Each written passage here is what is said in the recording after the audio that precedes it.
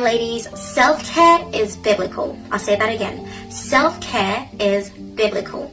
In the Bible, there are figures such as Esther, Ruth, Sarah, many other women, but God always reminded them of the importance of self-care, the importance of preparation. Before God deploys you, He needs to prepare you. And if you heed to the instruction of that preparation season, you'll be better able to fulfill the role of where you are going. You see, friends, we are called to prepare ourselves, to prepare our hearts, to prepare ourselves mentally as well, and to conquer our emotions, so that as God elevates us, that we are ready and prepared, that no matter what the world may try to bring, we will have that constant reminder of whom God says we are. Because friends, you see, if you don't tell yourself who you are or who God's word says you are, the world will tell you who you are not, that you're not this, that you can't do that you can't attain that you can't be in these positions.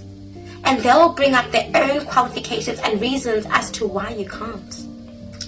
But when you fill yourself with God's word, with God's promises, with God's instructions and manual for life, you will be unshakable and you will be prepared, so that when circumstances come your way, you'll remain calm. You'll keep your composure, because you know that greater is He that is in you than he who is in the world. That greater is God who is in you than any trouble or problem you may face in this world. That greater is God in you than any situation that may arise in your family, in your workplace, where you are going, wherever it is, whatever it is you find yourself experiencing or trying to conquer today. Know that you are a victor. Know that God's got you. And maybe God might be calling you to take a few steps back and to come back into God's rest, so that God can remind you what preparations you need to do. Maybe you need to do some self-care, some self-healing.